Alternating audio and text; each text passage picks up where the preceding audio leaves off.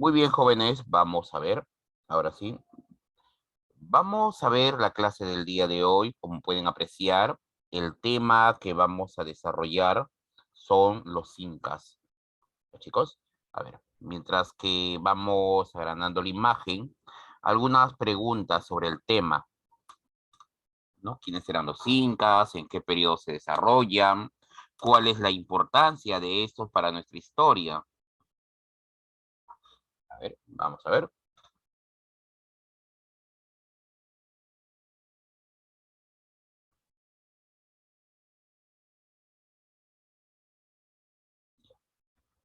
Bueno, vamos a ver, chicos. Los incas. A ver, lo primero que hay que tener en cuenta cuando se habla de los incas es lo siguiente. Eh, Número uno, nos encontramos ante la última fase, la última etapa de desarrollo autónomo, ¿ya? Del Perú antiguo. ¿Entienden? Nos encontramos en la última etapa de desarrollo autónomo. Esto siguiendo los lineamientos del marxismo histórico. Bueno, última etapa de desarrollo autónomo. Tú creo que sabes qué es lo que viene después de los incas, ¿no? Después de los incas, chicos, ¿qué etapa es lo que viene? ¿Qué etapa se desarrolla? Después de los incas sobreviene la llamada invasión española. Entonces, los incas representan la última etapa de desarrollo autónomo de nuestro Perú, del Perú antiguo. Ahora, eso según la versión marxista. Otro concepto, la última, ¿no? Tercera síntesis cultural que se vivió en los Andes. Es una nueva síntesis cultural del mundo andino, que por cierto abarcó buena parte de América del Sur. Chicos, por cierto. Entonces, chicos, los incas, como te dije, última etapa de desarrollo autónomo, última síntesis cultural del mundo andino. Eso es lo que van a representar los incas. Ahora, pero cuando hablamos de los incas, también hay que tener en cuenta lo siguiente, chicos. Eh, Contrario a lo que solemos creer o contrario a lo que se suele pensar, la historia de los incas es apenas 2 siglos, menos de 2 siglos, de hecho. Es más, si nos ciñéramos estrictamente a lo que es su fase imperial, su desarrollo imperial, nos limitaríamos a a menos de 80 años. Cuando estudiamos a los incas, la historia, muchas veces solo hablamos del imperio. Y aquí vamos a abarcar desde la época de Pachacútec, Huayna Cápac, ¿no? Y obviamente pasando por Tupac Inca, solo estos gobernantes. Lo cierto es que los incas como tal, ¿no? Los cusqueños como tal, aparecieron durante el segundo regionalismo, se desarrollaron durante el segundo regionalismo. Pero recién en el llamado tercer horizonte o horizonte tardío es donde van a prosperar. Ahora, el territorio que controlaron los incas en su periodo de máximo apogeo abarca los actuales países de Perú, Bolivia, Ecuador, Colombia, Chile y Argentina. ¿Ya? Los incas controlaron buena parte de los territorios de estos actuales países que he mencionado. ¿Ya? Bueno, esto como datos básicos, ¿no? Otro dato que podríamos hablar serían el idioma que hablaban ellos. En este caso, ellos hablaban el runasimi, el mal llamado quechua, ¿no? Pero en realidad es runasimi. Bueno, vamos a ver ahora su origen, el origen de los incas, cómo se originaron. Como toda civilización del pasado, el origen de esto se va a perder en medio de la leyenda. ¿Ya? Su origen se pierde en medio de la leyenda. Y por cierto, vamos a recoger dos leyendas aquí. La primera, probablemente la más conocida, ¿no? Estamos en el origen mitológico, la más conocida de todos, ¿no? La leyenda del lago Titicaca, o más conocida como la leyenda de Manco Cápac y Mama Ocllo, Creo que esta imagen a muchos les traerá un recuerdo, ¿no? Esta leyenda, mi estimado, es la más conocida. Creo que prácticamente te la contaron desde que tienes memoria, ¿no? Una pareja salió del lago Titicaca a instancias o por órdenes de su padre, el dios Sol, ¿no? Se le entregó a Manco Cápac una barra de oro, ¿ya? Y chicos, se les entregó una barra de oro y en el lugar donde se hundiera, fundarían una ciudad. Esta historia, recogida por el cronista Garcilaso de la Vega, ¿ya? Que fue recogida por el cronista Garcilaso de la Vega, básicamente nos habla de que la civilización fue traída a los Andes por los incas, básicamente. ¿Ya? Garcilaso de la Vega presenta que antes de los incas solo primaba la barbarie. Eso es lo que nos va a presentar el inca Garcilaso de la Vega. Dicho sea de paso, Garcilaso de la Vega es nada menos que nieto de Huayna Cápac, hijo de la princesa Chimpuoquio y del capitán español Garcilaso de la Vega. Pues bien, él nos habla del origen de los incas, pone el lugar de origen de este pueblo en el lago Titicaca, ¿no? Es decir, la Pacarina de los incas es el lago Titicaca, lugar donde se originaron, el lugar donde se van a originar. Ya. Pero mi estimado, es, como te dije, la más conocida, una de las más conocidas, obviamente no la única. Una segunda leyenda, una segunda tradición. Tenemos la leyenda de Pacaritambo, ¿ya chicos? Esta leyenda, la de los hermanos Ayar. Esta leyenda fue narrada en Suma Narración de los Incas. ¿Ya? Fue recogida por el cronista español Juan de Betanzos. Eh, la característica básica de esta leyenda es que es más antigua si la analizamos que la del lago Titicaca, es mucho más antigua. La leyenda de los hermanos Ayar nos hablan de 4 hermanos, ¿no? Ayarcachi, Ayarucho, Ayarauca, Ayarmanco, que salieron ¿no? del Pacaritambo acompañados de sus respectivas esposas y que encerraron a Ayarcachi, al más poderoso, quien logra escapar, convertido, ¿no? Quien le sale alas, pero luego perdona a sus hermanos, se vuelve ídolo y así los hermanos se van perdiendo. Al final solo queda Ayarmanco, quien junto con las otras 4 mujeres fundará el Cusco. Nuevamente aquí vemos el proceso civilizador que van a iniciar los incas, ese proceso, ¿no? Apoyado por los dioses, un elegido. Con todo, esta leyenda, la de los hermanos Ayar, comparte sí un hecho histórico. Podemos hablar de un origen histórico aquí. Obviamente también la de Manco Cápac, pero centrémonos primero en la de los hermanos Ayar. ¿Ya? Por ejemplo, un grupo de tribus, de hecho 4 tribus, los Chilquis, los Mascas, los Maras y los Tampus, se asentaron en los valles de Tulumayo y Guatanay. Imagínate, ¿no? Se asentaron a orillas de esos, ¿no? En esos valles, formados por los ríos por los ríos de los mismos nombres. Se asentaron. Y bueno, las tribus asentadas trataron de controlar el entorno, pero empezaron a rivalizar entre sí. Lo más probable es que combatieran ferozmente por el control de esos valles, pero que al final se percataron que mejor era unirse y se fusionaron en un solo pueblo. 4 tribus, 4 hermanos. Ya. En cuanto al origen histórico ¿no? de Manco Cápac y Mama Ocllo, ¿no? El origen histórico, podemos agregar lo siguiente. A ver, vamos a agregar aquí. Podemos agregar lo siguiente. A ver, según la primera leyenda, Manco Cápac y Mama Ocllo salieron del lago Titicaca, ¿no? Aquí podemos hablar de los Taipicalas. Los Taipicalas. Profesor, ¿quién es? Tía Huanaco. Así es. Tiahuanaco, ¿ya? A la caída de Taipicala, un grupo de sacerdotes surcó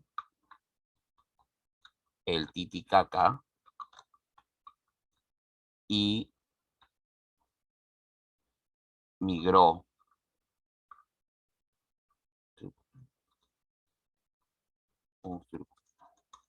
surcó el Titicaca migrando hacia el norte, ¿ya? Fundando el Cusco. Entonces, si están observando aquí, chicos, estamos tratando de congeniar los mitos, las dos leyendas conocidas con el origen histórico. La leyenda de Manco Cápac y Mamaocllo nos puede narrar, no se relaciona con la migración de los Taipicalas, ¿no? Cuando Tiahuanaco se vino abajo, cuando la cultura Tiahuanaco se vino abajo a causa de la invasión aymara, los sobrevivientes, un grupo de sacerdotes, ¿no?, de la ciudad de Taipicala, se vieron en la necesidad de escapar de los aymaras. Lo más lógico es que hayan surcado el Titicaca, ¿no?, aprovechando sus embarcaciones, llegaran a la otra orilla del Titicaca y de ahí siguieran su migración hacia el norte. En el camino se detendrían en el valle de Guatanay y ahí fundarían el Cusco y empezarían nuevamente a restablecer su civilización en esa zona. Esa es en cuanto a los Taipicalas, que se relaciona a la de Manco Cápac y Mamaocllo. La segunda explicación histórica, ¿no? 4 tribus, ¿no? 4 hermanos. Bueno, podemos relacionarlo. Bueno, entonces, tenemos el origen de los incas, tanto mitológico como histórico. El siguiente cuadro, que es el que más me interesa, vamos a hablar aquí de la Capac Cuna, la lista oficial de gobernantes del Incario, del periodo Inca. Aquí está la lista oficial. Dicho sea de paso, dicha lista fue creada, fue establecida por Garcilaso de la Vega. ¿Entienden? Es Garcilaso de la Vega de quien vamos a tomar la lista. Hay otras relaciones de gobernantes incas, jóvenes. Eso quiero que no te quepa la menor duda. Hay distintas relaciones, ¿ya? Muchos cronistas hicieron su relación propia de gobernantes. Pero, dado que estamos ciñéndonos a lo que pide el prospecto de San Marcos, a los prospectos de la UNI, ¿no?, en las principales universidades del país, ellas se centran en la Capac Cuna, que fue dada por Garcilaso de la Vega. Ahora, Garcilaso de la Vega divide, como puedes observar en imagen, en 2 dinastías, Urin-Cusco, Anán-Cusco, como puedes observar en imagen. Son 2 dinastías, cada una con sus respectivos gobernantes. Pero, si te vas a la derecha, vas a ver que ya estamos ante una división histórica. Estamos ante una división histórica. Y esa división histórica divide la historia de los incas en 4 etapas bien definidas. El periodo legendario, es decir, cuando se produjo la fundación, cuando surge el Cusco, los incas aparecen. La confederación, la segunda etapa, que es la confederación o reino cusqueño. Esto ya es una etapa histórica propiamente dicha. Es la etapa donde se forman las bases o cimientos del Estado Inca. Y luego tenemos la tercera etapa, que es la etapa imperial, que a partir de aquí ya hablamos del Imperio Incaico, del Tahuantinsuyo, como Estado que controla gran parte de la zona andina. La última fase, bueno, se sobreentiende, la crisis del imperio. Aquí ya vamos a ver las guerras civiles y el inicio de la invasión española. A ver, entonces, vamos a ver, chicos. Entonces, si yo hiciera la pregunta, ¿cuántos gobernantes del Urin Cusco hay? Tú me vas a responder mirando el cuadro hay 5 gobernantes del Urin Cusco o Bajo Cusco. ¿Y cuántos gobernantes del Anan Cusco? Hay 6 gobernantes del Anan Cusco, propiamente, ¿no? Huáscar y Atahualpa vamos a definirlo aparte, ¿ya? Para evitar confusiones. Pero de momento definamos a los gobernantes del Urin y Bajo, del Urin o Bajo Cusco y el Anan Alto Cusco. Ahora, sé que muchos se van a preguntar, profesor, pero ¿qué diferencia hay entre el Urin y el Anan? Bueno, una de las primeras diferencias es el centro del poder. Por ejemplo, en lo que es el Urin Cusco, el poder se encuentra en manos, por así decirlo, de una aristocracia sacerdotal. Es decir, estamos ante una teocracia. Los sacerdotes tienen el poder, lo controlan todo. El elemento militar está supeditado a la autoridad sacerdotal. Pero en las cosas cambian en el Anan. En el Anan Cusco es la autoridad militar la que se va a imponer a la autoridad religiosa. Y para ser justos, no te sorprenda que justamente el Anan Cusco va a coincidir con la etapa imperial. Al fin y al cabo, son estos los que van a desarrollar, los militares, son los que van a desarrollar el imperio. Ya. Entonces, ya tenemos establecidas las diferencias entre Urin y Anan. Ahora, su etapa histórica, el periodo legendario.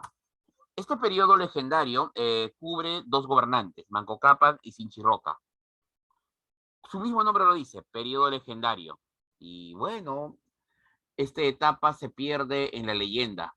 La verdad, jóvenes, no podemos afirmar a ciencia cierta que Manco Cápac existió o Sinchi-Roca.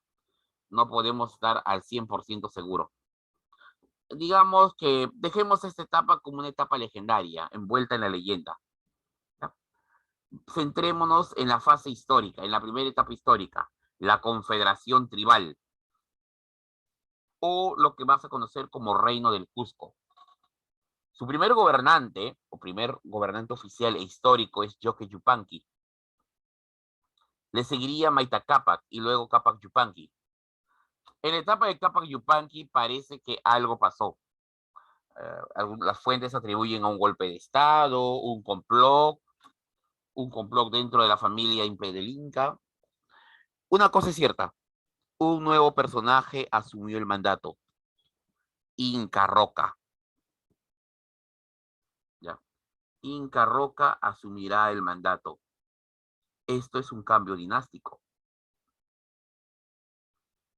Y de hecho, Inca Roca es el primer soberano del Cusco en usar el término Inca para referirse a sí mismo. Le seguirá Yaguarhuaca y luego Huiracocha. Bueno, es en la etapa de Huiracocha cuando se van a dar algunos sucesos que desembocarán en el nacimiento del imperio. Y esto ya es la etapa imperial. La etapa imperial abarca desde Pachacútec, Tupac Yupanqui y Huayna Cápac. Obviamente Huasca y Atahualpa están enmarcados dentro de la fase imperial, eso no hay ninguna duda. Pero la diferencia es que estos dos últimos se van a enfrascar en una guerra civil. Se van a enfrascar en una guerra civil que no solo debilitará los cimientos del imperio, sino que va a propiciar la posterior caída de este a manos de los españoles.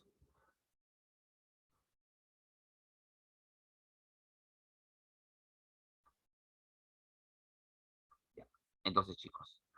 Bien, hasta aquí, hasta este cuadro. ¿Alguna pregunta? Todo claro, profesor. ¿Todo bien? Por favor, si hay Todo preguntas, bien, profe. dígame, ¿lo escuchó? Todo bien, digo. Ah, ya, muy bien, chicos. Chicos, por favor, este cuadro es importante, ¿ya? Ese cuadro, sí, muchas preguntas han salido aquí de estos cuadros. Bien, pasamos a la siguiente diapositiva. Vamos a hablar solo de algunos gobernantes, ¿ya? Por cuestión, ok, ok. Muy bien, muy bien. Vamos a hacer, chicos, vamos a hablar solo de solamente de los últimos gobernantes, ¿ya? Vamos a tocar desde Huiracocha en adelante. Obviamente no voy a tocar los demás, es demasiado. En un anual podemos tocar uno por uno, pero en este momento en verano me interesa de la etapa de Huiracocha en adelante para abarcar. Les recuerdo, hemos hablado de los incas, su origen. Hemos hablado del origen de los incas, ¿ya, chicos? Ya está, creo que ya todos han entendido que los incas son la última etapa de desarrollo autónomo. Última etapa.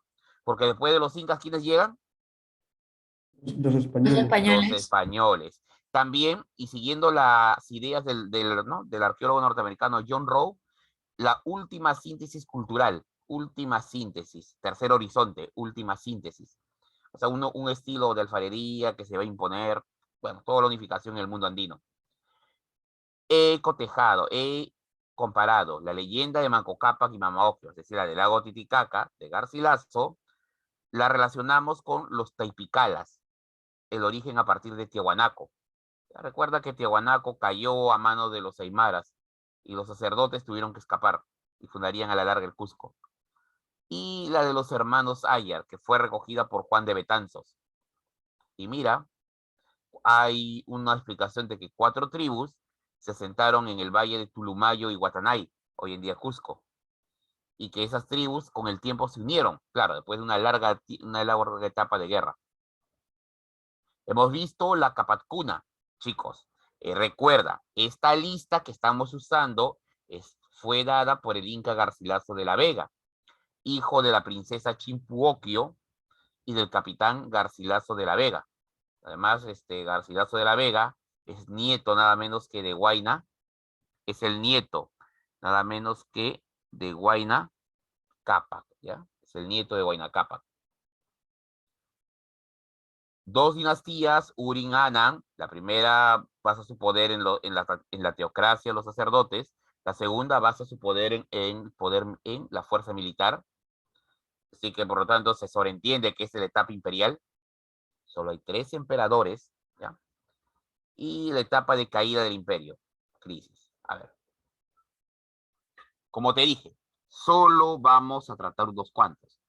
Vamos a empezar hablando de Huiracocha. ¿Ya? Hablamos de Huiracocha. Un poco interesante porque Huiracocha en sí es el nombre de un dios, pero en este caso estamos hablando de un soberano.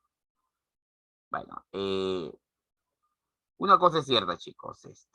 Sabemos que no fue hijo de Yaguarhuaca. ¿No? Parece que por ahí hubo algunas implicaciones. Cosa de ellos. Lo cierto es que este hombre amplió las conquistas del imperio. Y este hombre amplió los territorios del reino cusqueño. Lo que sí es cierto, lo que sí fue el hecho dramático, es de que a finales de su reinado apareció una terrible amenaza. Una terrible amenaza se ciñó sobre el Cusco. Y esa amenaza tenía nombre: los chancas. Los chancas, procedentes de la Sierra Central, ¿no? De lo que hoy en día es Andahuaylas. Un pueblo feroz, guerrero y temido. Los chancas empezaron su proceso de expansión. Los chancas eran feroces guerreros, eran célebres por sus crueldades. Cuando ellos marchaban a la guerra, los pueblos simplemente quedaban paralizados de terror. Ningún pueblo se resistía. Solo había 2 opciones con los chancas: huir o perecer. Y ahora los chancas ambicionan lo que es el Cusco. Los fieros guerreros chancas se acercaron a las cercanías del Cusco. Huiracocha, el Inca, simplemente huyó, acompañado de su príncipe heredero. La situación parecía perdida para los habitantes del Cusco. Los chancas pronto llegarían y harían de las suyas en ese lugar. Pero, para suerte de ellos, un joven príncipe se quedó. Bueno, algunos dicen que no era un príncipe, pero... Bueno, el punto, chicos, es que un muchacho llamado Cusi Yupanqui se quedó. Este joven príncipe organizó la resistencia y se enfrentará a los chancas y los vencerá. La historia lo recordará con su nuevo nombre, ¿no? Nombre que está relacionado al imperio, propiamente. Acá lo tenemos. Su nombre, Pachacútec. Como les dije al inicio. Su verdadero nombre fue Cusi-Yupanqui. Ese fue su verdadero nombre. Se cambió, una vez que se hizo soberano, se cambió el nombre a Pachacútec, que significa el que transforma la tierra. Derrotó a los chancas en una batalla abierta, una batalla campal. Una batalla que es recordada en medio de las leyendas. Según Garcilaso de la Vega, según lo que nos narra Garcilaso de la Vega, cuando Huiracocha y su príncipe heredero abandonaron el Cusco, simplemente el Cusco y la población quedó desprotegida. El joven príncipe, sin nada que perder, ¿no? Organizó la defensa.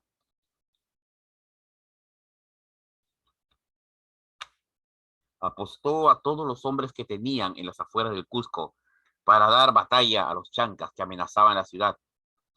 Colocó a las mujeres y niños tras las casas, tras los muros, y aguardó el desenlace.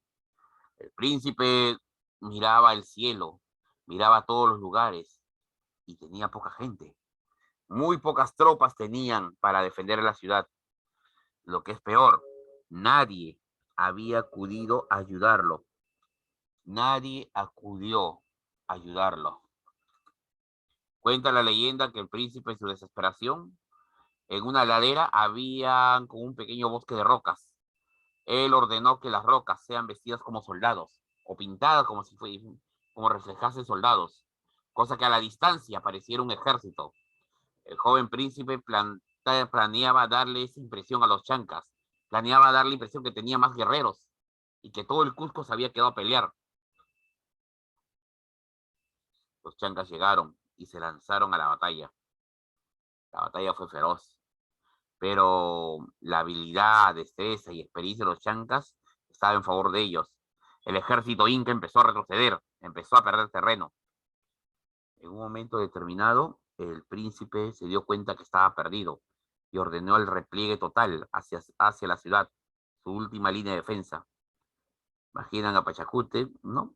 Cuentan que el príncipe levantó la mirada y vio a los soldados en la ladera y les ordenó que bajaran a combatir. Se había olvidado de que eran rocas, pero la leyenda dice que las rocas cobraron vida y aplastaron a los chancas. Esa es la leyenda de los puruaucas, los soldados de piedra, como puedes ver en la imagen. Ahora vayamos bueno, esa es la leyenda, vayamos a los hechos históricos reales. ¿Qué fue lo que pasó? Chicos, lo más probable es que las alianzas hayan funcionado. Los chancas eran un enemigo muy temido en la zona, que causaban recelos y odios. Es muy probable de que Pachacútec, el joven príncipe, se percatase que una batalla de campo abierto no lo lograría. Así que haya planeado una estrategia, un ardid. Sus huestes se estacionaron cerca de las puertas, ¿no? En un pasaje, en un estrecho, donde combatieron con los chancas. Y luego, a una señal del joven príncipe, retrocedieron. Y soldados ocultos detrás de en la parte alta de la montaña, empujaron las rocas hacia el ejército chanca, provocando una avalancha de rocas. Literalmente, aplastaron al ejército chanca. Bueno, ¿cierto, no? Lo que viene a continuación, chicos, es que ya estamos en la fase imperial. Este hombre forjó el imperio. Conquistó a los huancas, a los yayos, chimúes, chinchas. Sentó las bases del imperio. Es más, dividió el imperio en los 4 suyos que tú estás viendo en imagen. Estás viendo en imagen los 4 suyos, mi estimado. ¿Ya? El chincha y suyo, el antisuyo, el contisuyo y el collasuyo. Te adelanto, el chincha y suyo es el más grande y el más rico, y por ende el más poblado. El antisuyo es la ceja de selva. El collasuyo está en la zona de las alturas, ahí viven los aymaras y algunos pueblos muy belicosos. Y el contisuyo es el suyo más pequeño. A la muerte de Pachacútec le Profesor, sucederá... Sí, dígame. ¿puede repetir, por favor? Ah, sí, no se preocupe. A ver, sí, mejor, iba a ser esa la parte administrativa, pero bueno. En el Chincha y Suyo, les recuerdo que es el suyo más grande, más extenso, más rico, más poblado. Perdón, es el más poblado y por ende el más rico. El más extenso es el Collasuyo, el más extenso. El antisuyo es la selva, la ceja de selva. ¿Ya? Van a ir viendo distintos mapas del Tahuantinsuyo, chicos. No hay un mapa, no te voy a decir cuál mapa es real, cuál mapa es el original, porque está bien discutido la división. Comprendan de que nuestros ancestros no tuvieron esa habilidad para los mapas. Y los españoles hicieron lo que quisieron en los mapas, a su criterio, hicieron los mapas a su criterio. Ya, sigamos. Tupac Inca Yupanqui. Este hombre fue un explorador. Fue todo un explorador. ¿Ya? Digamos que no estaba conforme con lo que tenía en tierra. Siempre quiso ver más allá. Convenció a sus contemporáneos de hacer una expedición hacia Oceanía. Mira lo que navegó este angelito. Desde Guayaquil navegó hacia el oeste. Sabemos que llegó a la Polinesia. De hecho, en Mangareva, ahí se han encontrado construcciones de la época inca.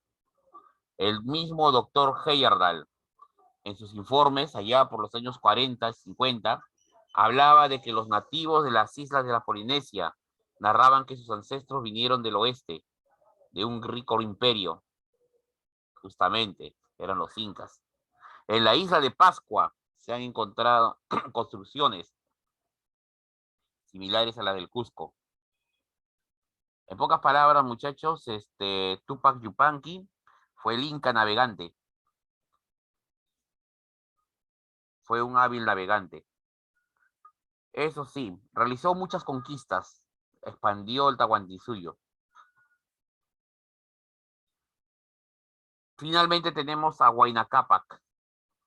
Con él, el Tahuantinsuyo vivirá su apogeo, su etapa de máxima expansión. ¿Ya? Con él, Tahuantinsuyo tiene su apogeo, la máxima expansión. Llega a los confines del norte, llega hasta el río Encashmayo, hoy en día Colombia, y ahí fija las fronteras de su imperio. Su padre anteriormente había fijado las fronteras del imperio en el sur, a orillas del río Maule. ¿Ya? Bueno, un detalle curioso de Huayna Cápac es que este muchacho no vivió en el Cusco la mayor parte de su vida. La mayor parte de su vida la pasó en la ciudad de Tumibamba, que se levanta en lo que hoy en día es Ecuador. ¿Por qué cambió su residencia? ¿Motivo de discusión? Claro que lo es. Dejar la capital por una nueva ciudad. Chicos, que el gobernante, jóvenes, que el gobernante de un estado de corte absolutista como el Imperio Inca, se deje la capital y reside en otra ciudad, tiene consecuencias geopolíticas. Literalmente está diciendo que la capital ya no es la ciudad oficial, sino el lugar donde él está residiendo. Razones para ello, hay múltiples razones. Pero una de las teorías favoritas de muchos es que, bueno,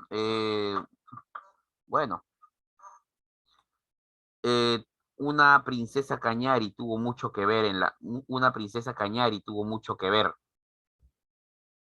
Cuenta, bueno, en realidad, chicos, es solo un rumor. Dicen que el príncipe, dicen que el Inca, todo un veterano, se enamoró de una princesa Cañari.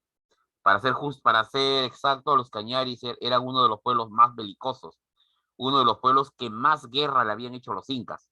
Los Cañaris son de lo que hoy en día es Ecuador. Y durante muchos años combatieron ferozmente a los incas. Garcilaso de la Vega nos cuenta que el Inca, ¿no? Cuando firmó la alianza, bueno, por así decirlo, cuando pactó la paz y la alianza con los Cañaris y la anexión de estos al Tahuantinsuyo, quedó prendado de la hija del jefe Cañari. La princesa Cañari prácticamente ¿no? lo hizo quedarse en Tubibamba. Esta muchacha es recordada más que todo por ser nada menos que la madre de Atahualpa.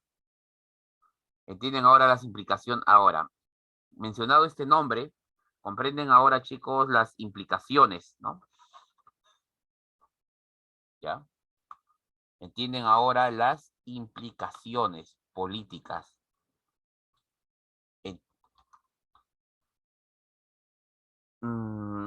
El caso de Atahualpa es interesante. ¿Por qué?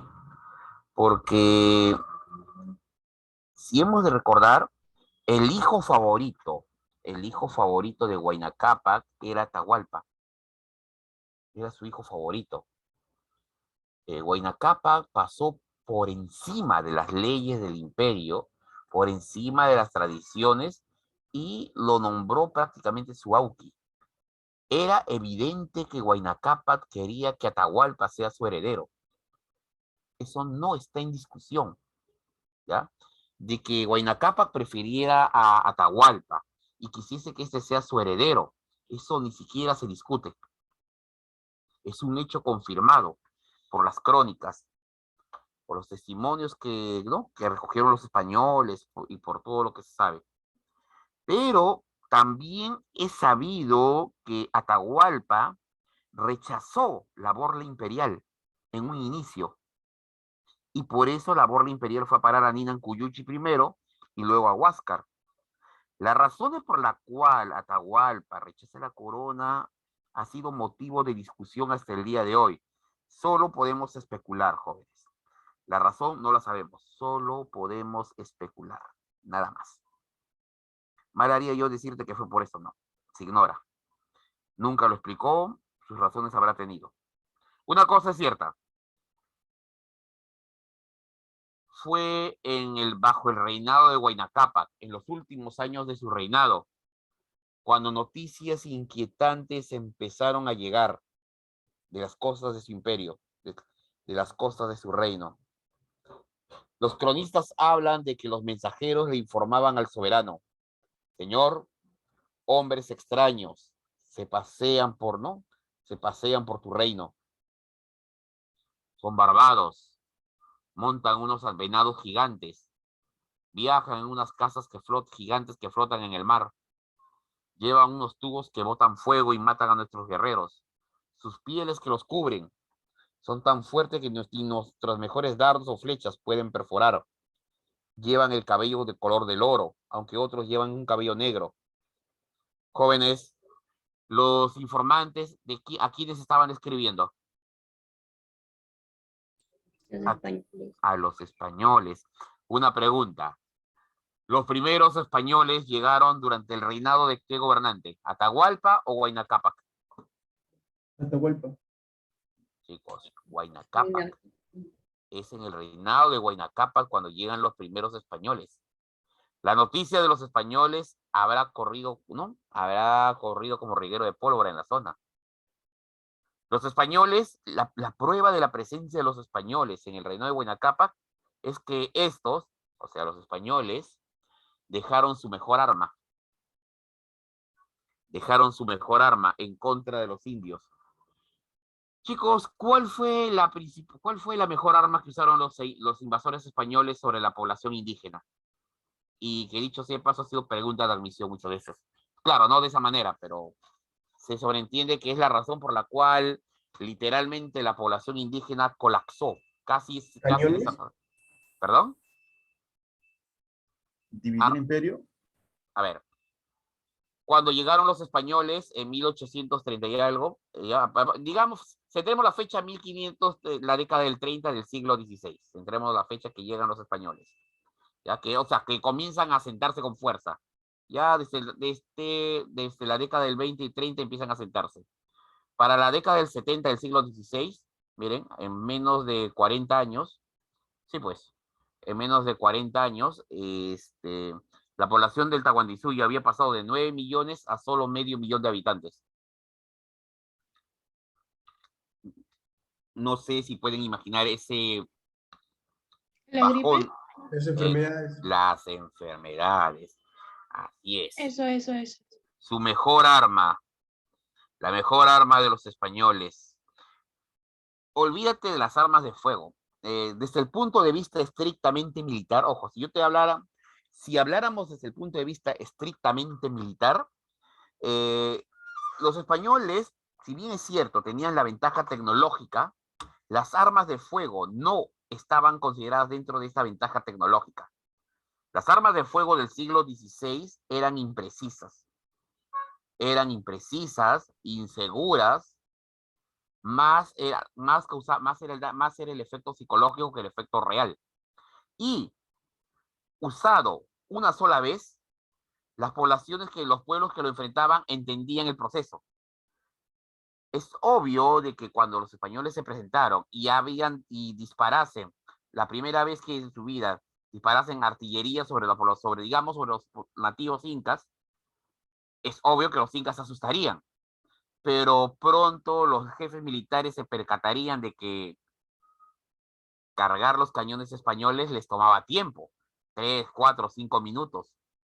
Número 1. Número 2, pronto se percatarían que el alcance de esos cañones no era mucho, 300, 400, 200 metros, 300 metros en el mejor de los casos, y que el daño era mínimo si lo usaban en campo abierto. El arcabuz de los españoles demoraba 1 minuto en cargarse, en ser cargado demoraba 1 minuto en estar listo, 1 minuto en estar listo. En ese minuto, un arquero indígena, ¿cuántas flechas creen que le habría lanzado el español? En ese minuto. Una. En un minuto estaría lanzando unas 10 10, flechas. 10 flechas. El cálculo preciso declara que un buen arquero, en 1 minuto hubiera lanzado 10 flechazos al soldado español que tenía un arcabuz. Y ellos eran buenos, profesor. Bueno, se supone que son guerreros de élite. Por lo tanto, las armas de fuego no causaron gran diferencia, pero las enfermedades, la gripe, la viruela, estimado, eso acabó con un gran porcentaje de la población. Entonces, una de las primeras víctimas de la viruela o de la gripe fue el propio Huayna Cápac. Cayó enfermo.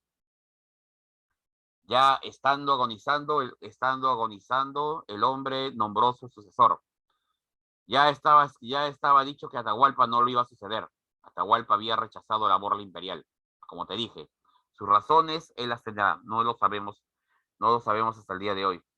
O solo hay especulaciones. Así que el sucesor era Ninan Cuyuchi.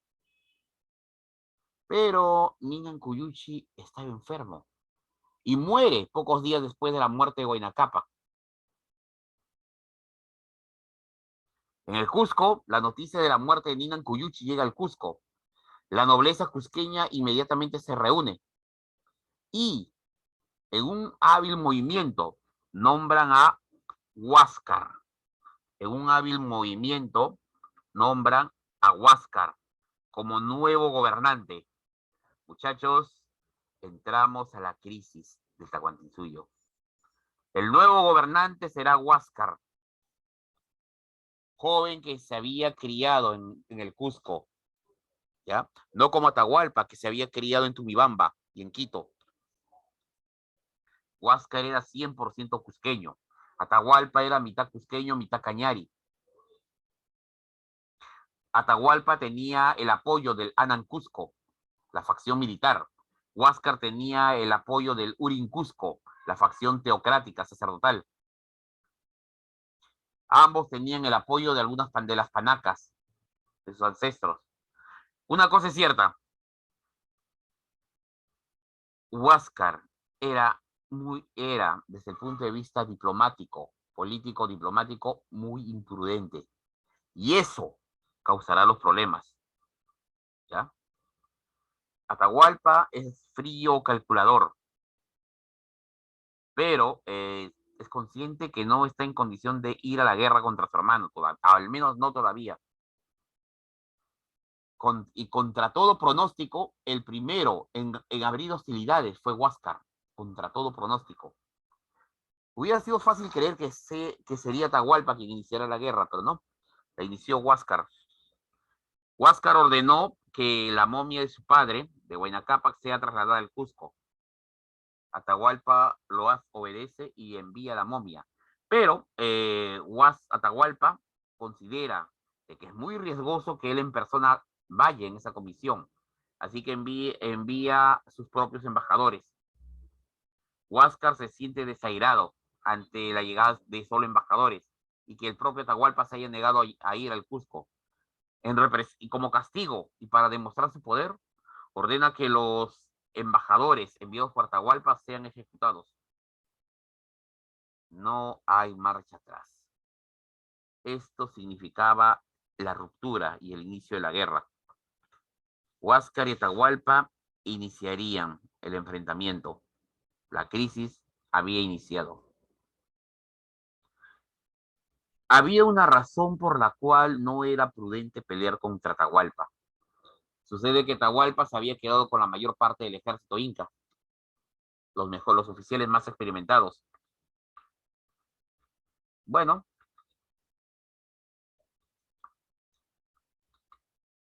se dio la guerra, se dio el enfrentamiento.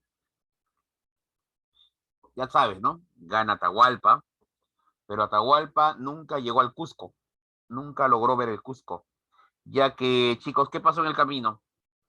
¿Qué pasó en el camino, Atahualpa? ¿Por qué Atahualpa nunca llegó al Cusco? A ver, chicos, ¿por qué Atahualpa nunca llega al Cusco? Los españoles. Los españoles lo capturaron en Cajamarca. Esta pregunta ya es de índole estrictamente político. ¿Atahualpa es inca o no? O sea, ¿Atahualpa es el rey o no es el emperador o no es el emperador? Esa es una pregunta, esta pregunta es política. Esto ya es política del imperio. ¿Tú qué dices? ¿Era el emperador o no era el emperador? Sí, era el emperador.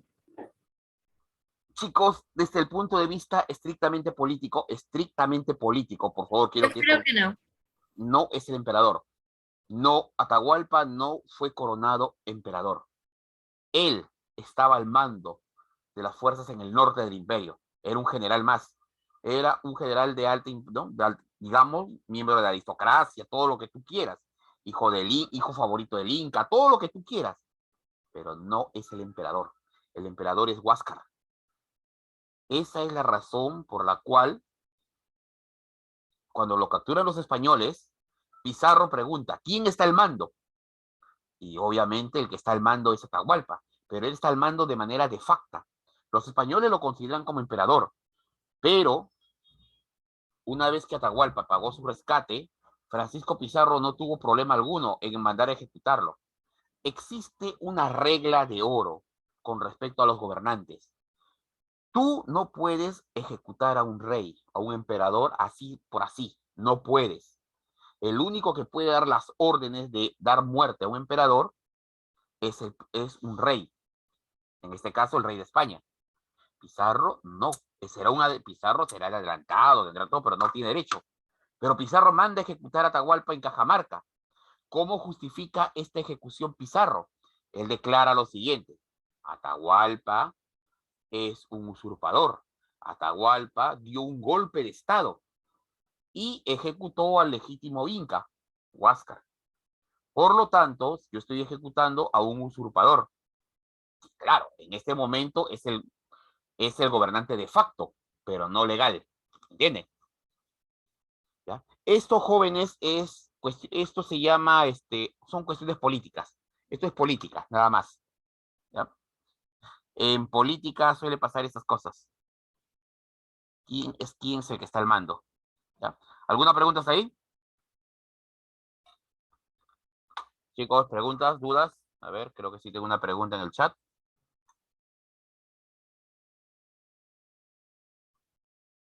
Chicos, sí, vamos a romper un mito. Atahualpa nunca arrojó una Biblia. Era un catecismo. Las Biblias en esa época eran muy costosas como para dársela a alguien que pudiese arrojarla. ¿Ya? Y número uno era un. Número dos, no, lo que está aquí, esto simplemente era un ardid, una trampa. Lo último que les hubiera interesado es que si Atahualpa fuera cristiano o no, eso no interesaba. Aquí lo que interesaba eran las conquistas. Lo demás solo son pretextos. Ya. Vayamos, chicos, al siguiente tema. Ah, sí, creo que... bueno, este último sí no lo pueden olvidar, ¿no? Chicos, ¿qué fue lo que hizo Atahualpa? ¿Se acuerdan? Esta escena, ¿qué les recuerda? A ver. Esta escena... Entregó el oro. ¿Ah? ¿Qué les recuerda esta escena? Cuando quiso cambiar su libertad por todo el oro que tenía, ¿no? El oro. Ajá, el rescate. Este es el famoso rescate, ¿no? Hasta la altura, donde un cuarto de oro y 2 de plata. Es 1 de oro y 2 de plata. Muy bien. Al final fue condenado a morir, ¿no? Fue condenado a muerte. Murió bajo la pena del garrote. ¿Ya? Muy bien. Bueno, ahora ya, dejamos de lado la historia inca, centrémonos en la sociedad.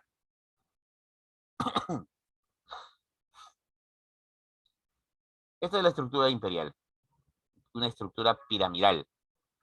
Ojo, voy a usar 2 pirámides. Esta, que es la más sencilla, esta es la más sencilla. Gobernante, nobleza, pueblo. ¿Ya? Esta es la más sencilla, chicos. Esta es la pirámide más sencilla. Vamos a ver ahora la real. Más adelante vamos a ver la real, la compleja, la que sí necesito que aprendas. A ver.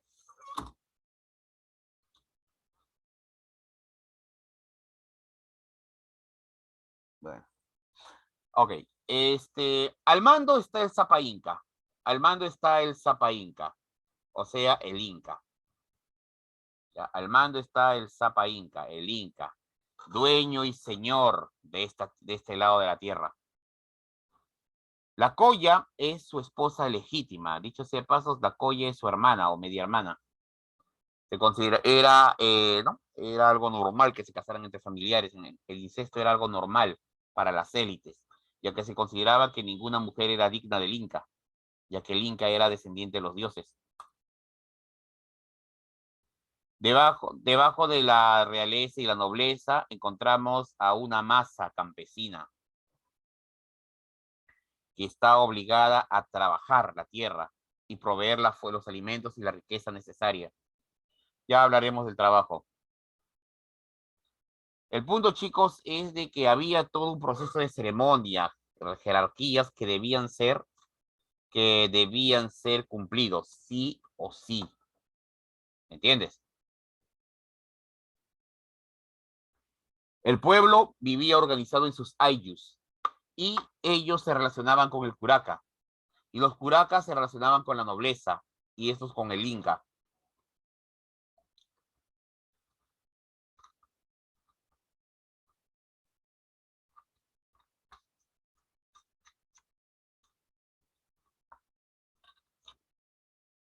Bueno, sigamos.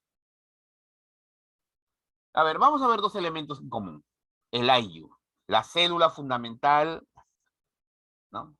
La célula fundamental de la sociedad andina. Es la base de la sociedad andina, formada por conjunto de familias de un ancestro común. Un ayllu es la base de la sociedad andina. ¿Ya? Vamos a cambiar el texto aquí. No fue, es.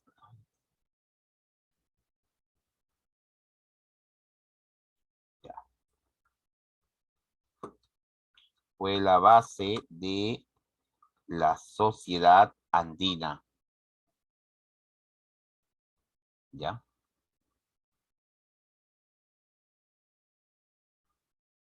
Formada por un conjunto de descendientes de un antepasado común. Por un conjunto de familias.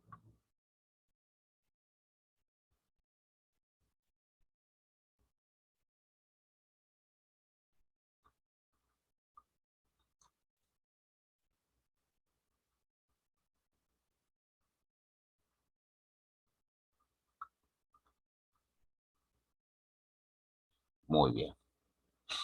Entonces, chicos, ya tenemos lo que viene a ser el ayllu. Básicamente son varias familias que están unidas por vínculos. Están unidas por vínculos, ya sea de tierra, religión, trabajo. Ya, el ayllu es la base de la sociedad andina.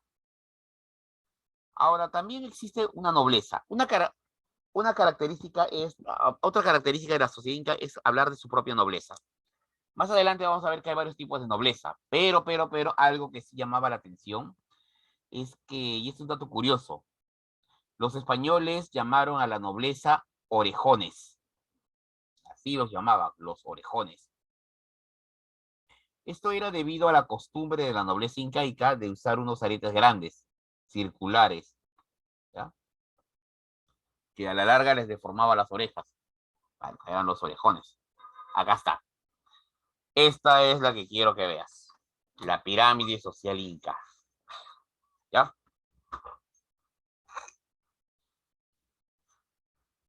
Tenemos, por un lado, la realeza, donde está el inca y la colla. Luego está la nobleza. Hay 3 noblezas. Acá solamente he colocado 2, pero son 3. La nobleza de sangre, que es la panaca real, la familia del inca, los familiares del inca. Ahí está la ñusta, que es la hija soltera, la paya, que es la hija casada, el auqui, que es el hijo soltero, la piwi, que es la esposa secundaria, la zipacoya, que es la concubina del inca. Ah, sí, verdad, me olvidaba. El inca tiene su esposa principal, que es la colla. Tiene sus esposas secundarias y aparte las concubinas del inca. Luego tenemos la nobleza de privilegio, que son aquellos que destacaron entre la gente. Una tercera nobleza es la venediza, que son la nobleza local. O sea, antiguos curacas, gente que es leal al imperio. Y luego tenemos la clase dominada, es decir, el pueblo. Estructurados de la siguiente forma. Los hatun runas, que son los campesinos, la gente común, la gente de pueblo. Tú sabes, el vulgo, el pueblo. Luego tenemos los mitimaes, otro nombre que reciben mitmas. Ellos son los colonos. Cuando el Inca conquistaba una tierra y requería que ese lugar, ese lugar fuese poblado por gente leal a él, lo normal es echar a la población y traer a su propia gente. Así tenemos los mitimaes o mitmas. Luego le siguen los yanaconas. A ver, chicos, el yanacona dice, servidores perpetuos del Inca. Le hace Inca Estado. Pregunta, ¿los yanaconas son libres o no? ¿Qué dices? ¿Tú qué dices? ¿Un yanacona es libre o no es libre? No, No es libre. No es El yan- libre. No es libre el yanacona. Ha perdido su libertad. Pero pregunta, ¿ser un yanacona es lo peor que te podría pasar en el imperio? no, No, esos son los No. esclavos. Chicos, es ser el piña. Piñacuna o piña, ¿no? Hasta el día de hoy, al que le tienen, chicos, realiza los peores trabajos.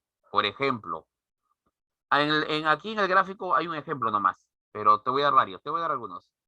Chicos, hay que traer la coca de la selva. Problema, ir a la selva significa enfermarse de malaria, de dengue, o de alguna enfermedad tropical que te puede dañar la piel y matarte. En el mejor de los casos, matarte o dejarte con sufrimiento. Pregunta, ¿a quiénes enviamos a traer la coca? A ¿A los quiénes? A piñas. los piñas.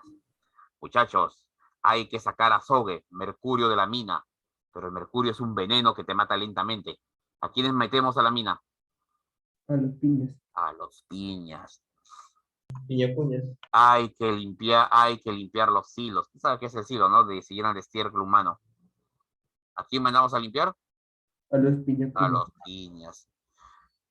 No sé si te has dado cuenta que incluso hasta el día de hoy, al que tiene mala suerte, ¿cómo le dicen? Estas piñas. Estás piña, hermano. Piña. Es un recuerdo de aquella época, ¿no? Muy bien. No está en la diapositiva, no está en el cuadro, pero te lo voy a decir de todas maneras. Por lo general son varones. ¿Y si fueran mujeres?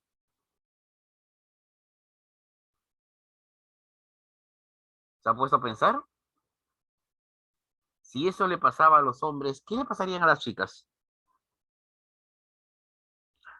Sucede que en el Tahuantinsuyo existe, y apúntenlo, el concepto de Mitaguarmi o Pampairuna. Mitaguarmi, como con H, Guarmi, o Pampairuna, que básicamente son mujeres de servicio. Básicamente, mujeres de servicio. La prostitución en el Tahuantinsuyo es legal, por así decirlo, pero está en manos del Estado Inca. ¿Me entiendes? Pregunta, ¿esas mujeres ahí son mujeres libres o esclavas, por así decirlo? Esclavas. Esclavas, obtenida de los pueblos que fueron vencidos. ¿Entiendes? Cuando un pueblo era vencido, o mejor dicho, se rebelaba contra el Estado Inca y era reprimido y ya se los castigaba. Los hombres se transformaban en piñas y sus mujeres en mitaguarmi o pampairunas, como quieras llamarlos. Ojo, y el castigo es hereditario. Se hereda de padre a hijo o de madre a hija. ¿Comprendes? Un castigo terrible, ¿no? Triste. Sí. Pero por curiosidad nomás, ¿y hacia quiénes eran dirigidas estas pampairunas? ¿Hacia quiénes? ¿Hacia la nobleza o hacia el pueblo? Hacia el pueblo. La El nobleza. pueblo. Hacia el pueblo.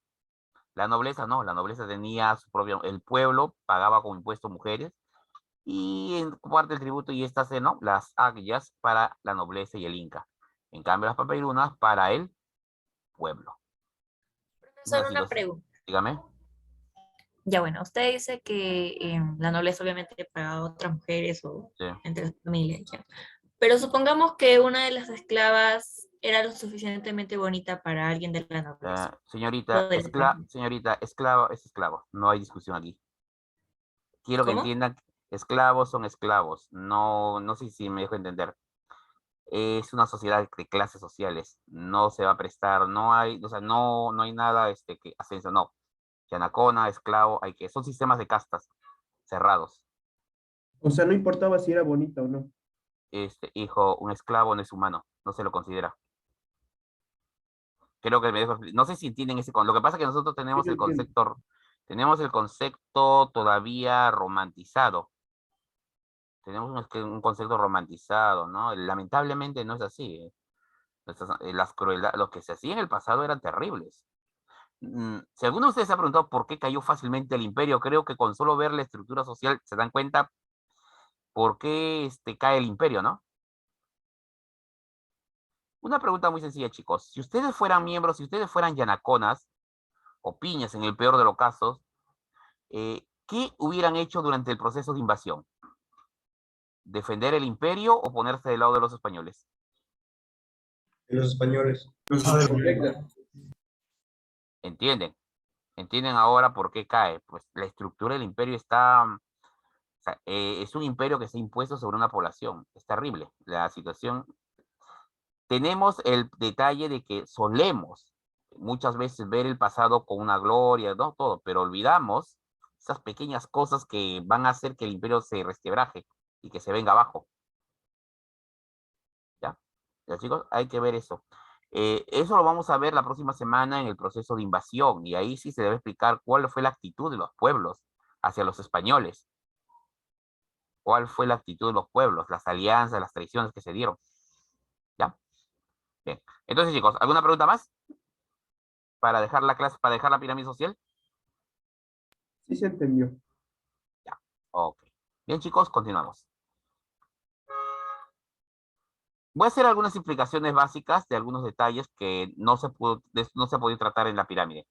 La panaca real, que está aquí, es la nobleza de sangre, es la familia del Inca, formada por todos los descendientes, exceptuando el príncipe heredero, ya que cada príncipe heredero, le hace Auqui, debe formar su propia panaca. ¿Ya? Acá está la realeza, por ejemplo. El Yacoy, ¿no? Acá está la realeza. ¿Ya?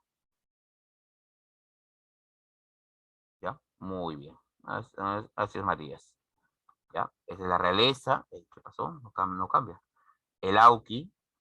El Auqui, la figura del príncipe heredero, hay que tener en cuenta, chicos, de que a diferencia de las monarquías europeas, el príncipe heredero, o sea, el Auqui, no es necesariamente el hijo mayor. No es necesariamente el hijo de la esposa principal. No. El Auqui es nombrado entre sus distintos hermanos, entre los distintos hijos del Inca. ¿Ya? Entre los distintos hijos del Inca, que tiene con sus múltiples mujeres, el Inca pondrá a prueba a sus hijos, les irá poniendo pruebas, y así irá descartando. Cosa que el vencedor, el más hábil, al final será nombrado Auqui, heredero. Y una vez que sea proclamado su Auqui, su heredero, va a gobernar al lado de su padre. Eso se llama correinado. ¿Entiendes? Se llama correinado. Gobierna al lado de su padre. Eso es una ventaja, porque en caso que el Inca muera, no hay ningún trauma político, ya que su hijo, que ya está gobernando, simplemente sigue gobernando. Su padre ha muerto, no importa, él sigue gobernando. Eso es todo. ¿Ya? Así se evitaban problemas. La nobleza de sangre, la nobleza de privilegio, como puedes observar aquí. Ya hay una nobleza advenediza, que son los curacas leales. ¿Ya? Que son los curacas leales. Voy a agregar una tercera nobleza, ¿ya? Aquí voy a agregar una tercera nobleza, porque por lo visto no se colocó.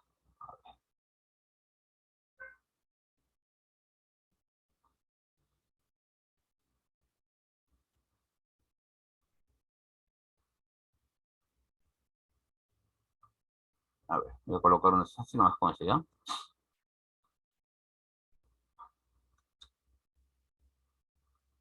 Nobleza advenediza. Curacas leales al Tahuantinsuyo. Esta es la tercera nobleza. La nobleza advenediza. ¿Ya? Esta es la tercera nobleza. La nobleza advenediza. El pueblo. Los Hatunrunas y los Mitimaes, que ya hemos hablado. Los Mitimaes, chicos, recuerden, son colonos enviados por el Estado Inca a los territorios recientemente conquistados, ¿ya? Cuando conquistaban un territorio, lo enviaban ahí. Como son leales al imperio, no hay problema. Los yanaconas, los yanas, la servidumbre del Inca y de la nobleza, ojo, los yanaconas eran servidumbre exclusivos para la nobleza, el Inca los redistribuía. Son siervos de por vida. Ya, su calidad de yana pasa de padre a hijo. Ahora, propiamente no son esclavos, propiamente. O sea, desde un punto de vista estrictamente europeo, no son esclavos. Son más calidad de servidumbre. Pero bueno, los españoles le dieron el trato de esclavo una vez que los vieron. ¿Ya? Eso sí, eran separados de su familia, liberados de todo trabajo comunitario, en fin. Chicos, vamos a ver ahora la economía inca. Dicho sea de paso, jóvenes, la base de la economía del Estado Inca es ¿qué actividad? Agricultura. La agricultura, muy bien. Y adivina, ¿cuál es su principal cultivo estrella? Maíz. El maíz. Un dato curioso, cuando los españoles llegaron, ellos se percataron de un detalle. La alimentación de la nobleza con la del pueblo era diferente. Los incas diferenciaban alimentar a la nobleza y alimentar al pueblo. Chicos, ¿qué alimento le daban al pueblo principalmente? ¿Papa o maíz? Al pueblo. La papa. La papa. Y la nobleza consumía principalmente maíz. Eso se percataron los españoles. Los españoles se percataron. Y siguiendo la tradición, ¿cuál es la base de la alimentación popular de la masa trabajadora obrera por excelencia? La papa. La papa. Se ha replicado para allá a nivel mundial, ¿no? El trigo, base pan y la papa. Carbohidratos para la masa trabajadora. No te preocupes, no es casualidad, no fue casualidad, simplemente se percataron de que se tenía que tener a la masa trabajadora siempre trabajando. ¿Ya? Es cosas que pasan. Suele pasar. Vamos ahora. Se caracterizó por el eficiente uso y administración de los recursos y mano de obra. Chicos, quiero que entiendas esto. Como administradores, los incas son muy eficientes. ¿Ya? Los incas son muy eficientes a la hora de administrar. ¿Ya? Son muy eficientes. Eso que no te quepa la menor duda. ¿Ya? Tuvimos una de las mejores administraciones de la historia, por así decirlo. Eran muy buenos en lo que hacían. ¿Ya? Ahora, eran muy eficientes. La pregunta es, ¿el pueblo era tratado de manera cordial o con mano de hierro? Un mano de hierro. Con mano de hierro. Así es. La obediencia era lo más importante. La obediencia ciega de la población. No debían ni siquiera cuestionar nada. ¿Ya? Por eso te digo, una de las razones por la cual se suele mirar el pasado el incario así con expectativa, con orgullo, ¿no? Y ¿no? Con un deseo de que vuelva, es porque ellos eran muy buenos administrando, ¿ya? Eran muy buenos administrando. La riqueza fluyó. Lo que olvidamos es el carácter social, que los incas eran terribles. Jóvenes, levantar un imperio no es fácil. Centrémonos ahora en su economía.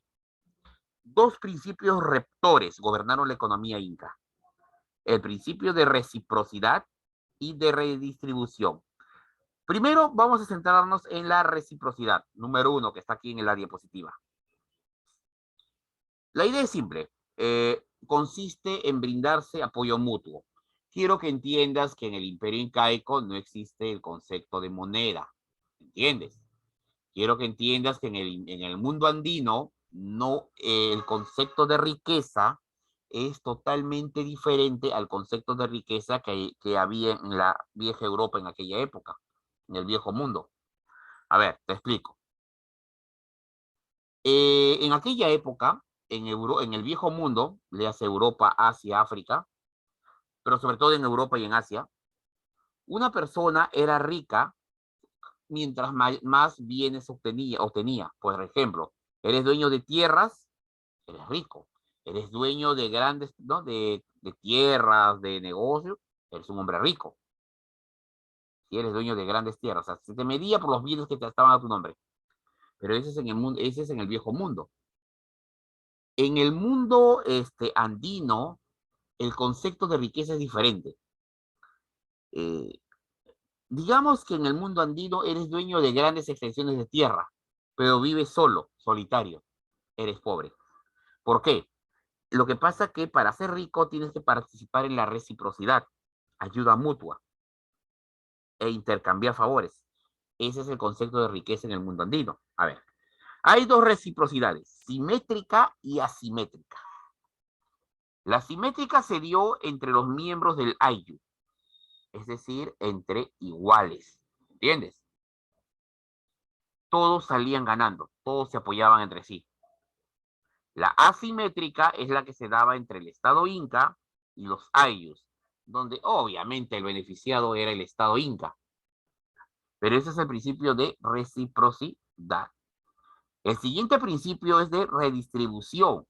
Y esa es la razón por la cual, y este principio te digo lo siguiente, es la razón por la cual consideramos de que no hay pobres en el imperio incaico. La pobreza no existía.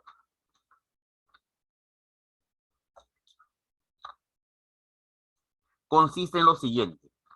Una vez que se recaudaban los impuestos y deducido lo que era necesario para ese año, el excedente, que era abundante, por cierto, era redistribuido. El Inca agarraba todos los excedentes, o sea, lo que sobraba del cobre cosecha, ¿no?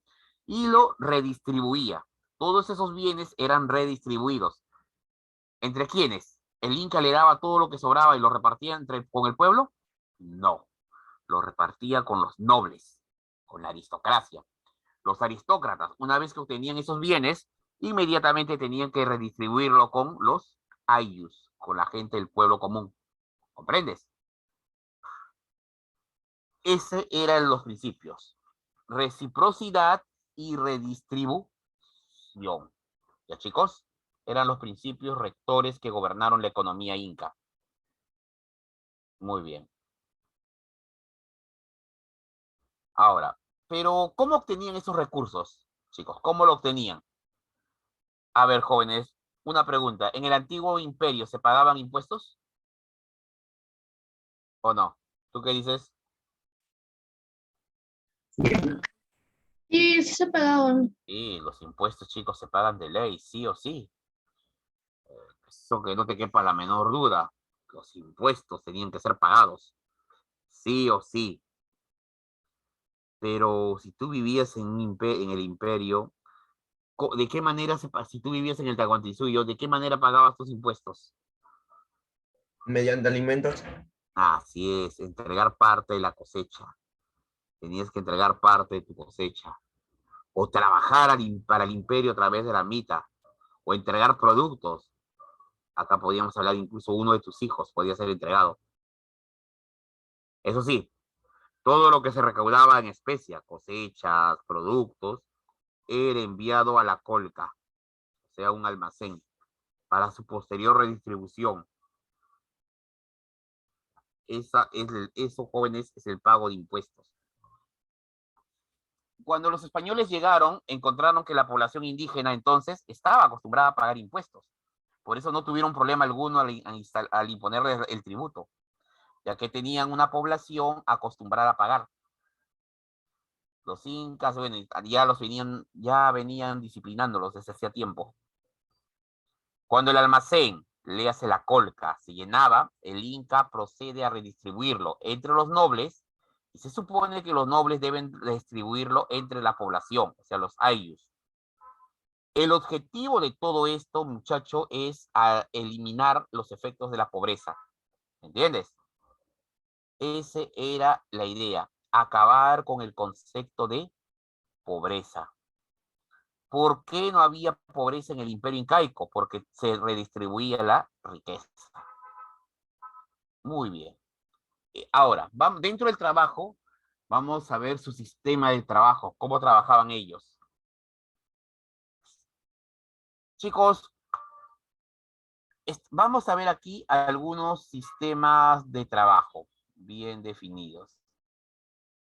¿Ya? Uno de ellos es el AINI, la Minca, la Mita, y la Chunca. Ya está. Vamos a ver cada uno de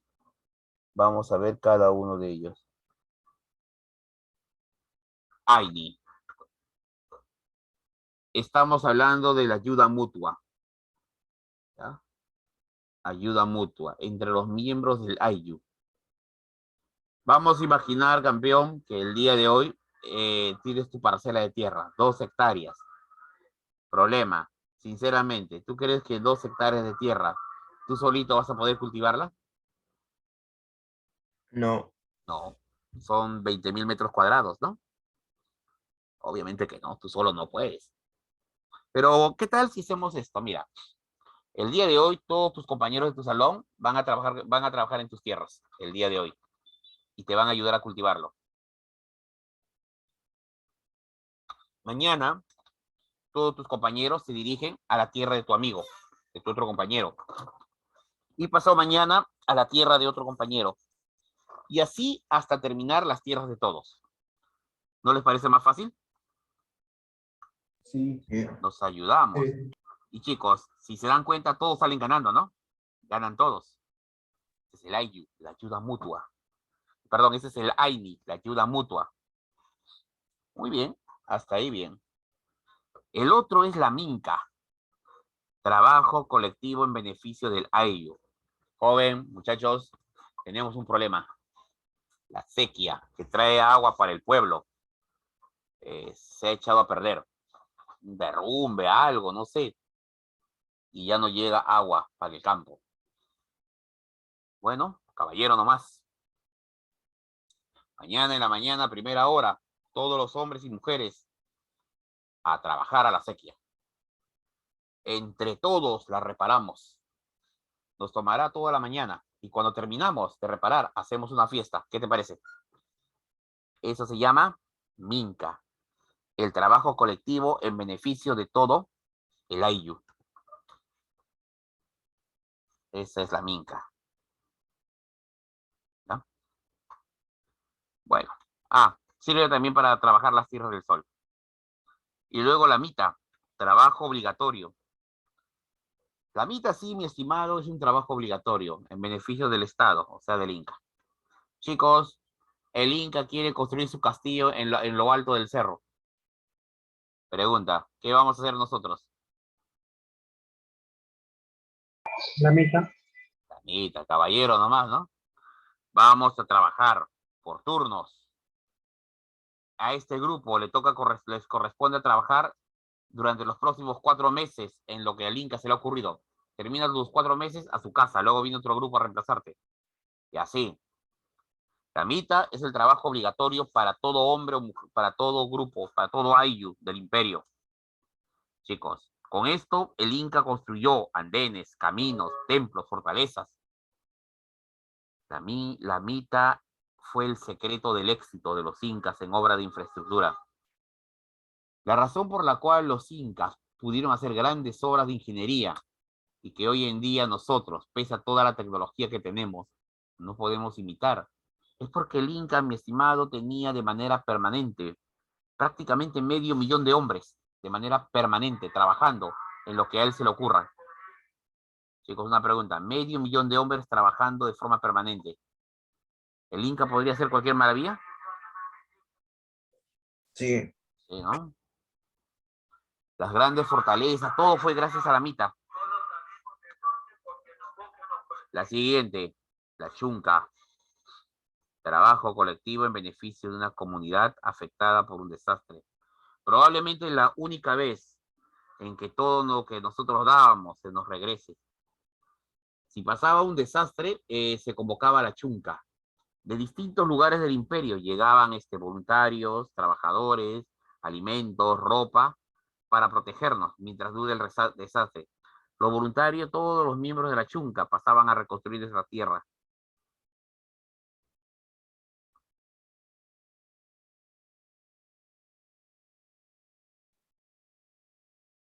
Ya. Muy bien, sigamos. Ahora, centrémonos en la tierra. Centrémonos en la tierra. Una pregunta, jóvenes. Un concepto que había omitido al inicio de la economía inca. ¿Quién era el propietario de la tierra? ¿Quién es el dueño de la tierra en el imperio? La respuesta es simple. El dueño es el Estado.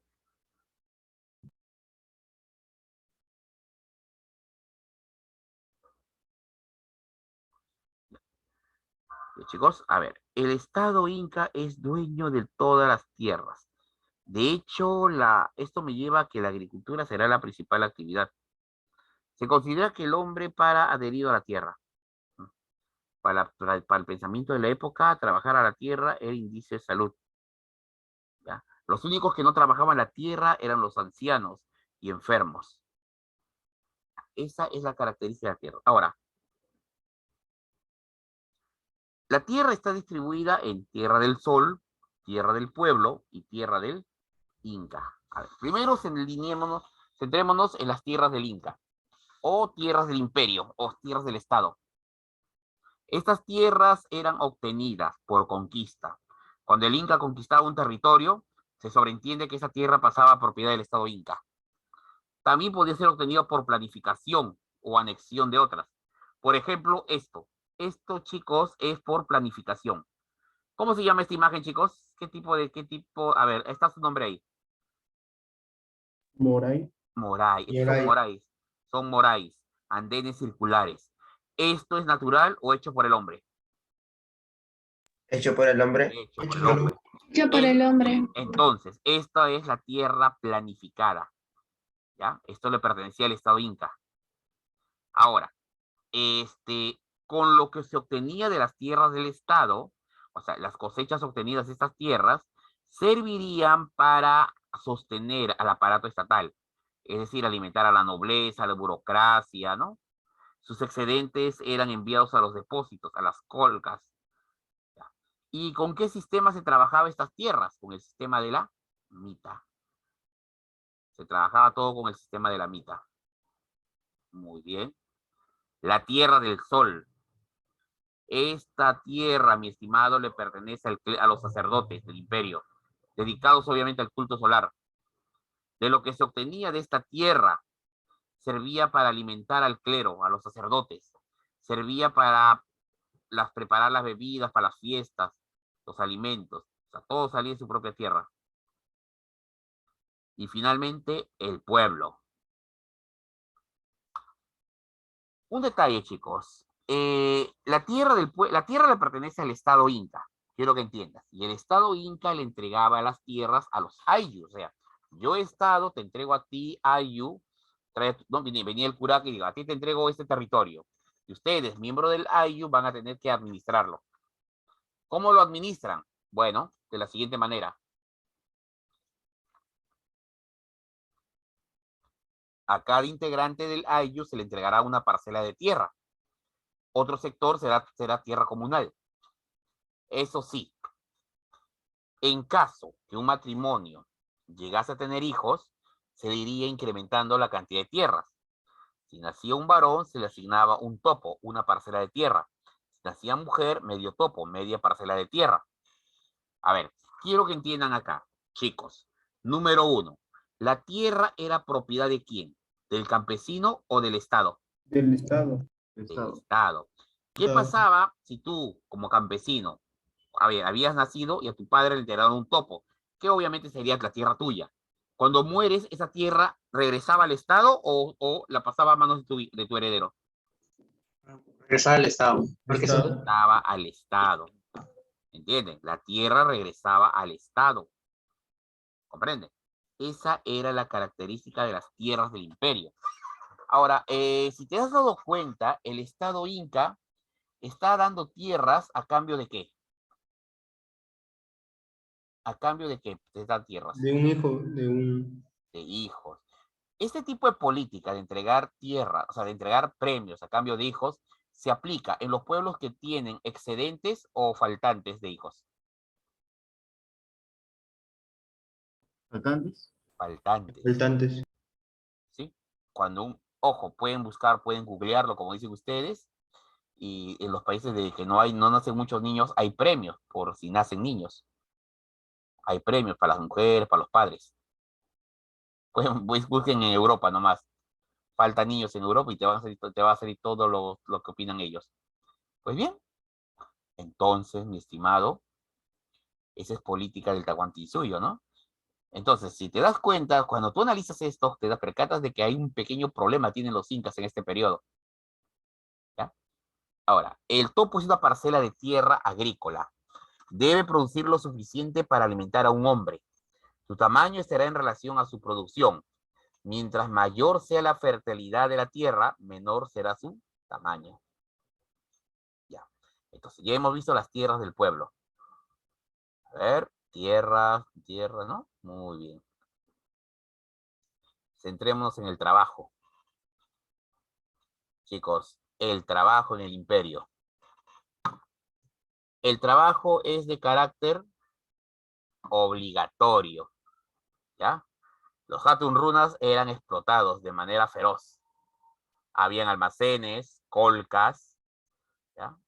Habían almacenes, las colcas. Aquí se almacenaba todo lo excedente. Estaba el tambo, que estaba a lo largo del camino del Capacñán. Era para uso exclusivo de los funcionarios del Estado. Acá se incluía los chasquis. El pueblo usaba sus propias pirguas, que eran sus propios almacenes. Estos almacenes son del pueblo. Se construyeron andenes. En varias ocasiones se ha preguntado sobre los andenes. Te diré, el segundo punto es el que debes recordar. El objetivo es incrementar el área o superficie de cultivo. ¿Ya? El desarrollo cultural. Y aquí vamos a terminar. La educación. Era para la élite, nada más. ¿Ya? Se impartía en el Yachaywasi. Acá está. La educación formal. Por un lado tenemos el Yachaywasi, la casa y el saber, donde educaban a los hijos de la nobleza. ¿Ya? Cuando concluían sus estudios, a los jóvenes se les sometía al guarochico, una especie de olimpiada, y al vencedor se le entregaba un guaro o taparrabo. Se les enseñó lengua, retórica, religión, matemática, política, estrategia militar, en fin. Ya, pero el yachaywasi es para los varones. El Agyaguasi, en teoría, podríamos decir que es para las hijas de la nobleza, pero eso no es del todo cierto, ya que, si bien es cierto, iban hijas de la nobleza, también iban hijas del pueblo, pero que eran seleccionadas. Parte del pago de impuestos al Estado Inca era entregar una muchacha, un ayo debía entregar a una de sus hijas, era como parte del pago. Estas muchachas eran enviadas a las Yaguasi, donde estarían a cargo de las mamaconas. Se les enseñaría a tejer, arte fino, en fin. Sabemos por Garcilaso de la Vega que estas hijas del pueblo enviadas a la Yaguasi, podemos decir, aunque suene horrendo, las más afortunadas serían entregadas en matrimonio como premio a alguien que destacara. Las demás se quedarían ahí, a vivir y morir, vivir trabajando para toda su vida. Otras serían simplemente la desdicha de ser sacrificadas. Habían sacrificios humanos en el Tahuantinsuyo. Ejemplo, la momia Juanita. ¿Ya? Pero bueno, era terrible aquella época, pero bueno, así pasaba. ¿Ya? Debían cumplir largas jornadas de trabajo, preparando alimentos, elaborando chicha de jora, tejido, el cumbi, tejido fino. Este es el tocapu. Se creía que era una especie de escritura. ¿Ya? Se creía, este es el tocapu, se creía, se ha creído hasta el día de hoy. Acá está. La yupana, que es para contar, la aritmética. Ahí está la yupana, sirve para contabilizar. Los quipus creo que ya sabemos de qué se trata. El sistema contable o memotécnica por excelencia, usado desde mucho tiempo atrás. El quipu camayo, que era el encargado de leerlo. Los principios morales, aunque chicos, para ser sinceros, estos principios morales, algunos ya están en discusión. Están en discusión actualmente si realmente se usaron o solo fue una traducción, o solo fue una tradición nada más, que surgió durante la independencia. Pero, si gustas, Amayuya no seas mentiroso, Amasúa no seas ladrón, Amaqueya no seas ocioso. La arquitectura. Recuerda que las construcciones se hicieron a través del sistema de la mita, ¿ya? Los principios que prevalecieron en la arquitectura incaica: solidez, sencillez y simetría. Vamos a ver acá las principales construcciones. Estas son las fortalezas, ¿no? Sacsayhuamán, Ollantaytambo, el Coricancha, que es un templo, Machu Picchu. Habían centros urbanos, edificios, tambos, depósitos, ¿no?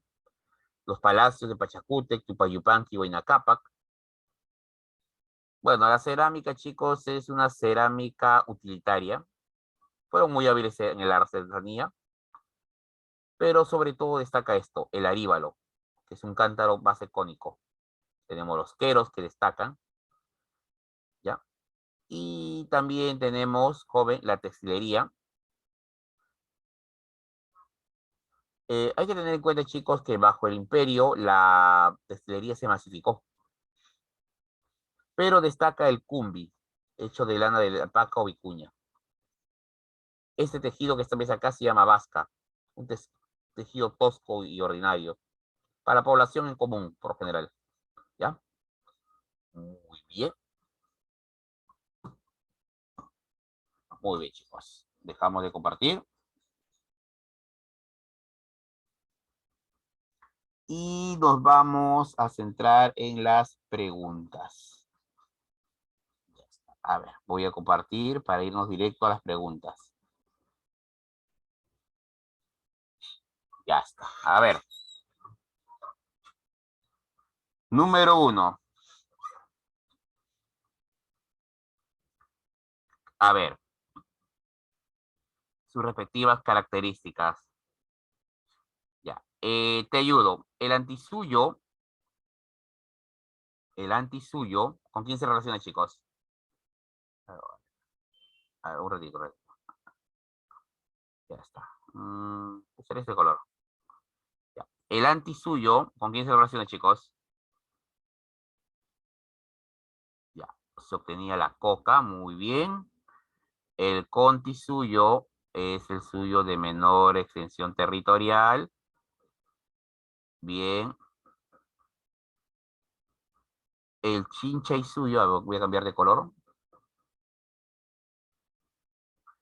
El oráculo, esto estaba en chincha y suyo, esto estaba en el chincha y suyo. Y el suyo de mayor extensión territorial. Bien. Chicos, por favor, ¿cuál es la respuesta? La B. Sí, no sé. ¿B o C? A ver, 1 romano está con la B. B. B. Sí. 4 romano con C. Está bien. B. La B. Ya está. Muy bien. Está fácil, ¿no? A ver. En el norte fue el río. ¿Qué río, chicos? ¿Maule o Ancachmayo? Ancachmayo. Y es Colombia, los Pastos. Ya está. El Estado incaico, en su proceso de expansión territorial, se hizo del control de tierra de pueblos sometidos. Luego generó un reparto en las mismas, ¿no? En 3 facciones: Tierra del Inca, Tierra del Sol y Ayllo. ¿No? Y las tierras de Ayllo. De esta última salían topos o tierras entregadas, logrando con este último esclavitud gaturruna, construcción de obras de infraestructura, garantizar el trabajo del pueblo, abastecimiento de los... ¿Cuál es la respuesta, chicos? La B. La La B. B. Muy bien. Pero todo es para el Estado. Muy bien. 4. No se encuentra ligado al principio de reciprocidad. O sea, no está ligado a ese principio. La reciprocidad simétrica se produce entre los miembros del AINI. Sí, pues es el AINI. Está ligado. Las familias con poca cantidad de miembros eran los más beneficiados. Era un sistema de trabajo con contraprestación obligatoria. Se le considera el carácter asimétrica. El carácter, bueno, la misma pregunta te está hablando, ¿no? Al principio de reciprocidad. No se ligado al principio de reciprocidad. La reciprocidad puede ser simétrica y asimétrica. ¿Ya, chicos? La B. Las familias con poca cantidad eran los más beneficiados. No. Exacto, la B es la respuesta. Ya que por lo general se buscaba que tuvieran más miembros. 5. Señale la alternativa incorrecta. O sea, lo que no es correcto, lo falso. El Haturruna era el único sector obligado a habitar. La Virgen del Sol habitaba en el... Eso es verdadero. El Yanacón era un sector servidumbre a la nobleza, verdadero. Los jefes de sometidos a la nobleza formaron... No. Ellos son una nobleza, pero de privilegio, no la de sangre. Los Haturruna estaban obligados a hacer la mita. Los mitimais no, porque ya estaban en plena mita. Todo su trabajo era una mita. 6. El cuadro que presentamos a continuación contiene el sistema de organización social aplicado durante el imperio de los incas, el cual está basado en la agrupación de la población, nobleza y pueblo. Relacione el grupo social con la característica que le corresponda. A ver, chicos, ya tú mismo eres. A ver, voy a usar yo. Primero usaré el color rojo. A ver, primero usaré el color rojo. A ver, base social principalmente fuente. ¿Quiénes son, chicos? La Rabio, ¿quién es? nobleza pro. No, hijo, base social. Ya te voy uno. Ahora con el verde, a ver. Élites incorporadas al imperio. Nobleza. Nobleza provincial. Nobleza. Nobleza provincial. Muy bien. Y aquí vamos a ver con morado. Bueno, ya pues, ya creo. No, pero eso ya por descarte. Por favor, ¿cuál es la respuesta? Chicos, ¿cuál es la respuesta? La A. La La A, ¿no? Muy bien. Ok, bien, chicos. 7. En relación a la política incaica durante la etapa imperial, se puede afirmar lo siguiente. A ver, o sea, en pocas palabras, está pidiendo la verdad. ¿Cuál es verdadero? ¿Existe una sola versión oficial e incuestionable de la historia incaica? Siempre se respetó el ascenso al trono al hijo más apto para el cargo. Los gobernantes provinciales no estaban supeditados al control. Las panacas ejercieron un importante rol político. ¿Cuál es la verdadera acá? La B. Siempre se respetó. Chicos, por favor, si me No, dicen que se no. respetó, no, pues imagínate, no respetaron lo de Huáscar, no se respetaban. La D, las panacas ejercieron un control. Y es porque son la nobleza. Solo porque son la nobleza, nada más. Solo porque es nobleza de sangre. ¿Ya? La D. 8. Establezca la afirmación incorrecta con respecto a la organización política del Tahuantinsuyo. El poder recaía exclusivamente en un solo personaje, representando precisamente, a ver, te están pidiendo lo falso, incorrecto con respecto al Tahuantinsuyo. Ya, el Tucuy era emisario, fiscalizaba, bueno, sí, ese hombre fiscalizaba todo. El Tahuantinsuyo Camachic encabezaba a los, bueno, también. Los Juracas sirvieron la A. La A. Es que mira, acá dice un solo personaje. Ya. 9. La formación del Tahuantinsuyo se produjo tras la victoria militar cusqueña de quién, chicos. A ver, lean la alternativa. Sobre el pueblo de los y expresado en el mito de los. Bueno, acá debe haber una línea puntiaguda, me imagino. A ver, ¿cuál es la respuesta, chicos? La D. ¿Mm? ¿Tupac Inca o dedo o beso? Cusi Yupanqui. Muy bien. Y la última. Ya, tú mismo eres. ¿Quién fue el que logró la máxima expansión? Huayna Cápac. Muy bien. Muy bien, campeón. Ok. Muy bien, jóvenes. Entonces, ya hemos marcado todo. Han marcado todo, chicos. Me agrada saber que puedo hacer eso con lápiz. Me había olvidado que podía hacer este juego con los lápices. Bien, chicos. Dejamos de compartir. Ya. Entonces, chicos, eso sería todo por hoy. Chicos, su temático va a estar habilitado a partir de las 10 en punto, ¿ya? Me programé para las 10 en punto. Ya, jóvenes, fue un gusto. Los veré en la siguiente clase. Hasta luego, profesor.